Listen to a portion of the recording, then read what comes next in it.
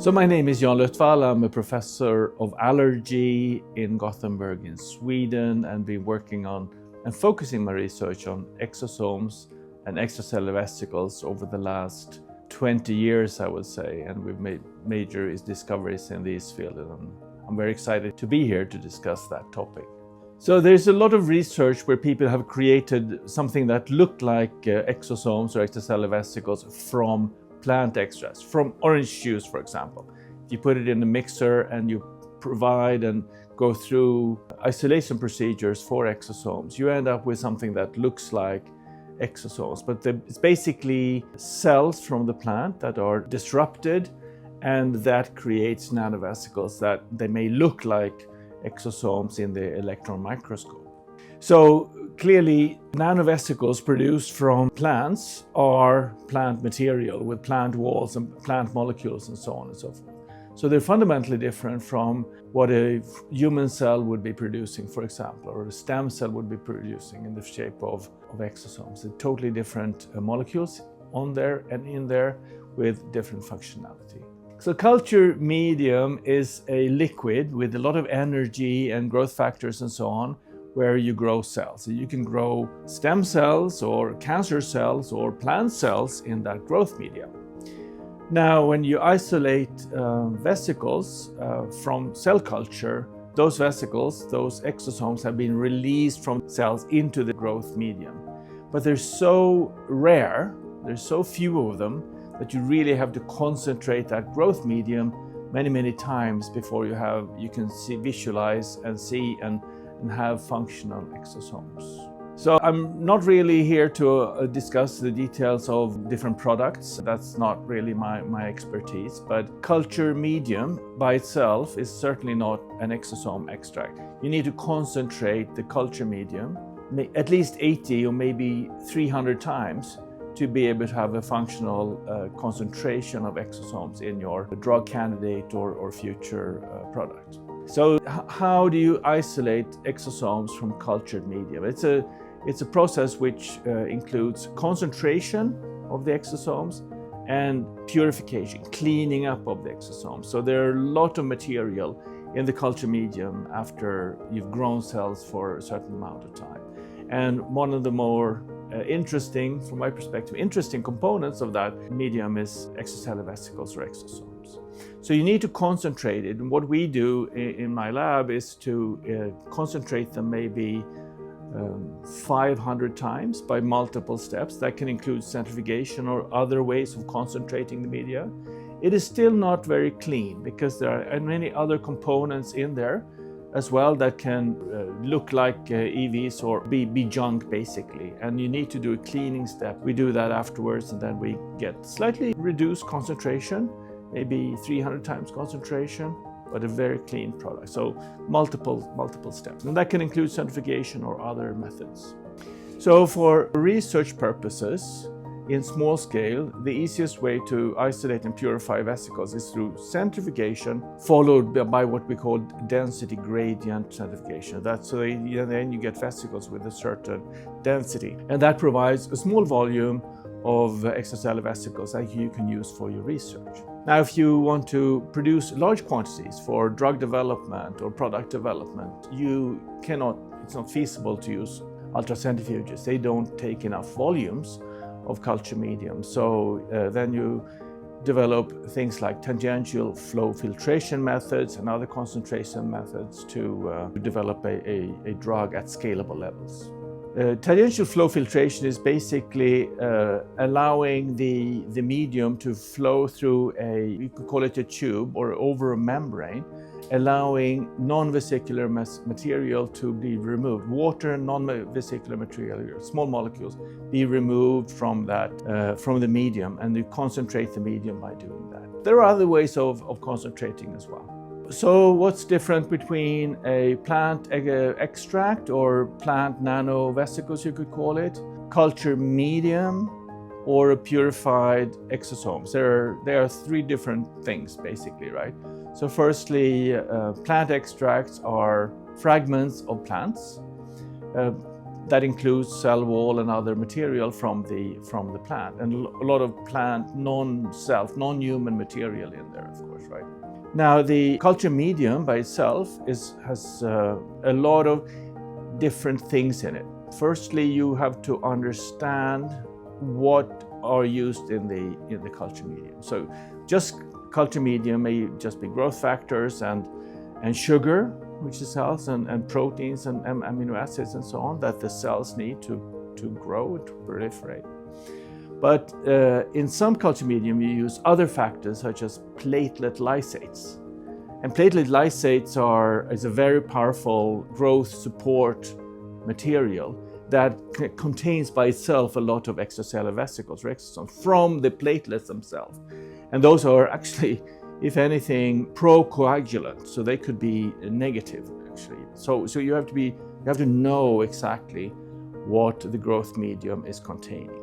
But they're certainly not concentrated exosomes. You need to go 100 or 300 times concentration to find the exosomes. So the exosomes by themselves are those nanovesicles that all our cells are releasing in the body.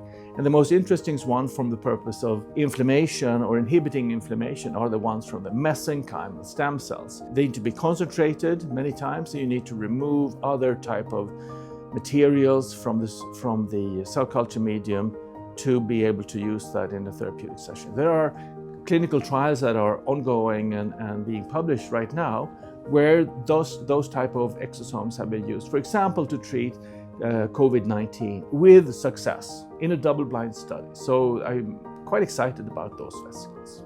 So in my lab, we are developing synthetic exosome-like nanovesicles, we would call them. And basically what we do is we isolate membranes for example, from the mesenchymal stem cells.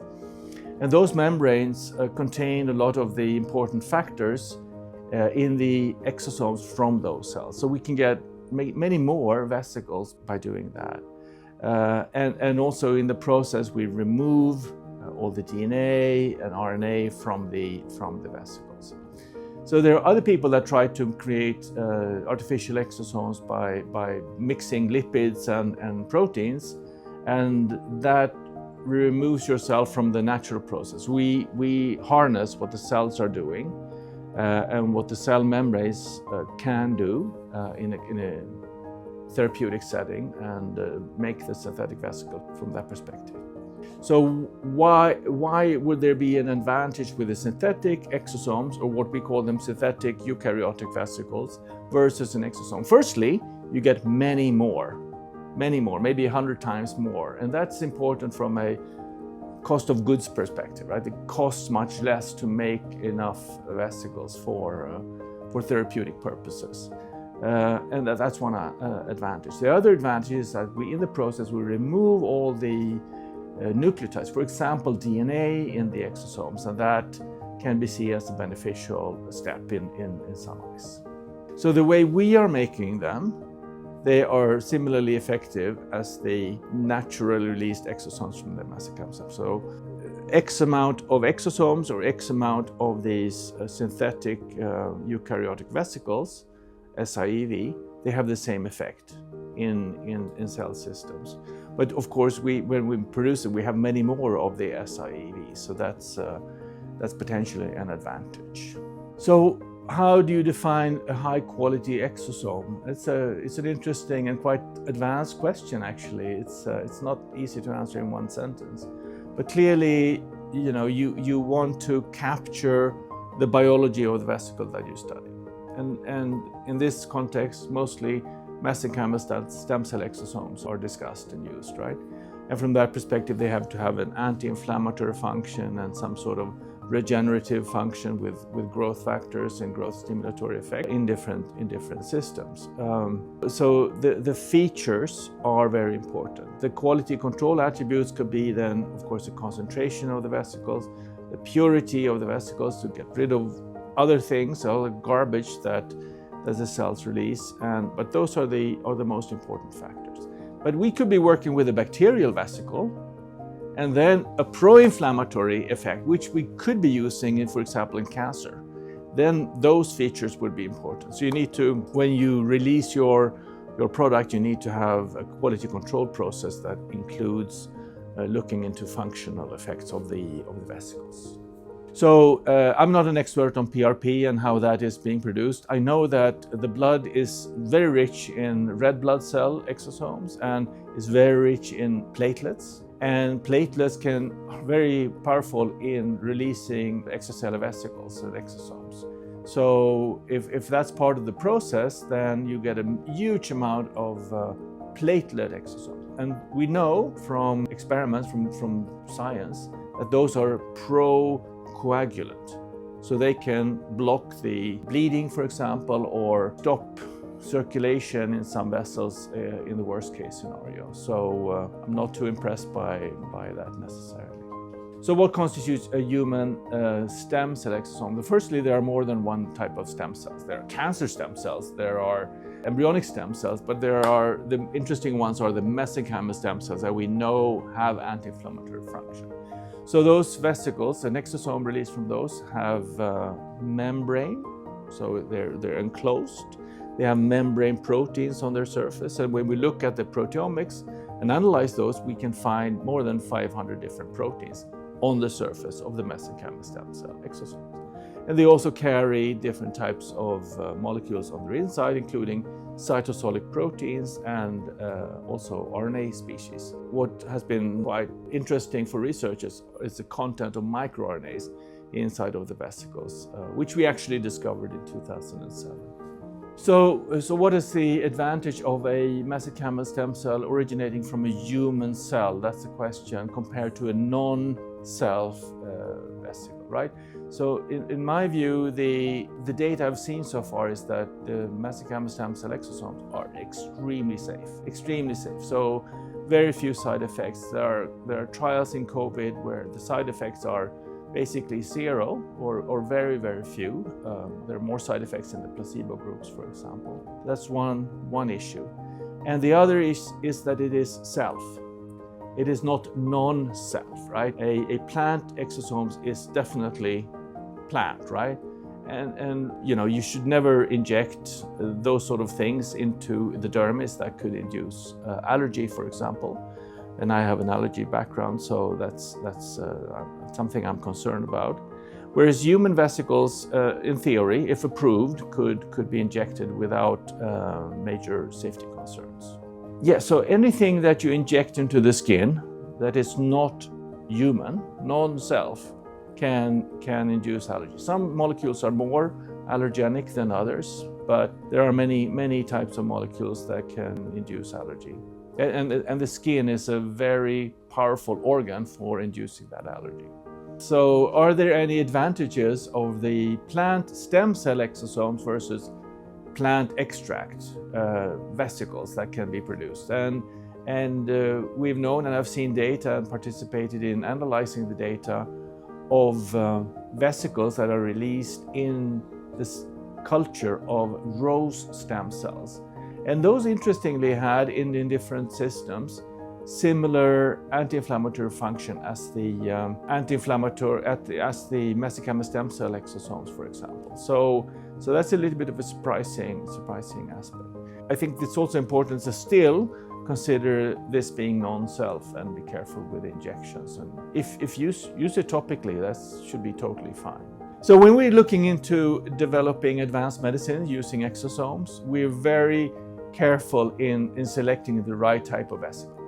So for example, if you want to develop a vesicle that works in cancer, we focus on bacterial vesicles. And they induce an immune response, can induce an immune response to the cancer if applied correctly. They also induce an immune response to the bacteria itself. And that's not necessarily negative, but because then you're protected to that bacterium, which could be an E. coli. Now, if you want to have something that is anti-inflammatory, you would be using a mesenchymal stem cell exosomes primarily. And there's no immune response to those vesicles in humans as far as I've seen. Now, no long-term treatments have been, or studies have been performed, but the short-term treatments with 1 or 2 infusions in severely ill patients have looked very safe. So the question is, what is the functional and biological differences between mesenchymal stem cell themselves or mesenchymal stem cell exosomes. So mesenchymal stem cells have been developed and been tested in clinical diseases, in clinical trials well over 10 years. The problem, and they do have anti-inflammatory effects, it's just very difficult to make a product out of them because you need to keep the cells alive, and when you distribute the cells to a hospital, for example, they have to expand the cells, it becomes very, very complicated. Now the exosomes from these stem cells have exactly the same anti-inflammatory effect, exactly the same potency. And if you give equi concentrations of the vesicles and the cells, you get exactly the same biology. So the difference here is that you can take the exosomes, you can concentrate them, you can quality control them, you can freeze them, you can deliver them, and they take them up from the freezer, they thaw them, they put them into the patients, and that's it, right? It's very, very much more simple protocol. So that's the big difference between using mesenchymal stem cells versus their exosomes in clinical management. So what is the difference between an autologous exosome or a exosome that is produced in a factory? And clearly it's possible to take out stem cells from a patient, expand their stem cells, isolate those exosomes, and reintroduce them to the same patients. That's possible. It's costly, very costly, but it's doable, and it's done in many countries. There's one disadvantage, and often these cells are taken from elderly people and given to elderly people, and the mesenchymal stem cell from non-young people are not as effective. We don't know exactly why, but they're not as effective in conveying anti-inflammatory effects. So when the vesicles are made in a factory, the stem cells should be from a young person, and we know those are more effective than those that come from older people. So that's the most important difference. Of course, we need to keep the non-self exosomes very safe. We need to do quality control and see to it that there are absolutely no viral components in there, for example, and that needs to be done in a clinically high quality product. So this is interesting because we were actually first to describe the presence of functional mRNA in exosomes and also the presence of microRNA in exosomes, which we published 17 years ago now. It's a while back. And so what they can do is they can be transferred from one cell to another cell, so they can be taken up by a cell. And that cell will take that RNA and mRNA, for example, and make new proteins in the recipient cell. Now, what is important is that this is a quite slow process, so it has slow functions. And in research, in science, we usually measure things quite quickly, like in a day maximum, or maybe 2 days. And under those circumstances, the RNA cargo is seems to be less important than the membrane component. So currently, we're very much interested in the membrane components of the vesicles in my lab. So yeah, there are contaminants being released in different types of cell cultures, or in blood, for example, we have many non-vesicular materials. So in the blood we have lipoproteins, high density lipoproteins, low density lipoproteins, very low density lipoproteins, and chylomicrons that are kind of similar to the exosomes in size, and they dominate the blood, maybe 100 times, right? So an exosome would be something that has a lipid bilayer with membranes on the surface and then some cargo. And that can be, you asked how to distinguish them, and you can do that by electron microscopy. Ideally with something called cryo-electron microscopy, where you can see the vesicle, you can see the membrane, and you can visualize them very clearly. Is there DNA in exosomes? And it depends on which exosomes you look at. There can be different quantities of DNA nucleotides on the vesicles, and primarily it's on the surface of the exosome. We see that, for example, in cancer-derived exosomes. There's more DNA and DNA that is associated with a cancer. So we can sort of figure out that exosome comes from a cancer cell, right? There's a small amount of DNA sometimes inside of the vesicle in those instances. But mostly DNA cargo in exosomes has been studied in cancer models. So that's the primary interest.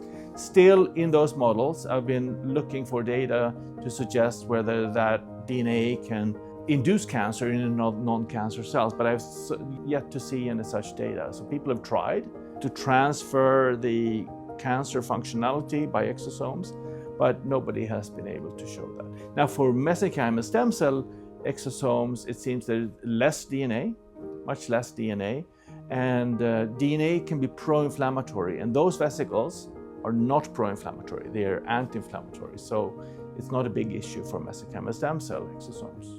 So your question is, what is the near-term future for exosome therapeutics in medicine?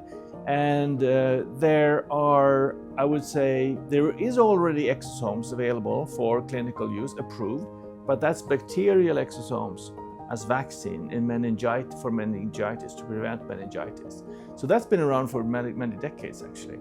But that's the only one so far. So currently what's in the development is anti-inflammatory treatments.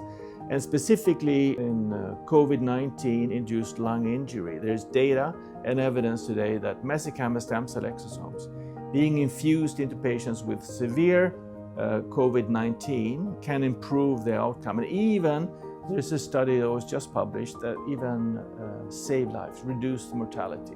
So this is something that I think is very interesting. So presumably that will result in a vesicle being approved for clinical use. The problem is that there were some companies that have been trying to develop other types of vesicles for treatments and have failed. And there's a lack of interest in sometimes in investing. But I hope that these really interesting findings can result in drugs that actually become used in clinical real life. Now, the first question is whether there are different RNAs in different vesicles with different sizes. And the fact is, there are different RNAs in larger vesicles versus the smaller vesicles. And that's something that was described more than 10 years ago, that the larger vesicles, which we call microvesicles, have more similar RNAs to what is in the cell compared to the exosomes, which we in this context think about those that come from the intracellular pathway. So they contain more they don't correlate with the cell, so they're specific RNAs. So that's it's an interesting observation. Does that have major implications for clinical use? I don't think so. I haven't seen any reason to suggest that. So the second question was, when you culture cells, you often have additional material. For example, bovine, cow or calf serum inside of the cell culture. And that's a concern because that calf serum contains exosomes and other components like lipoproteins, for example. And it's very important to, firstly, to eliminate those particles before you use that culture medium. But it's also non-self material, right? So in a professional product, you should remove those components in the final stages of the product isolation. So the last stages of the cell culture should be without any fetal calf serum. The other thing that can be put in is platelet lysates, as I mentioned before. And the platelet lysate contains vesicles from platelets that can be procoagulant. So you should not use that type of cell culture when you isolate your exosome. They should be clean, defined medium without any human or animal material.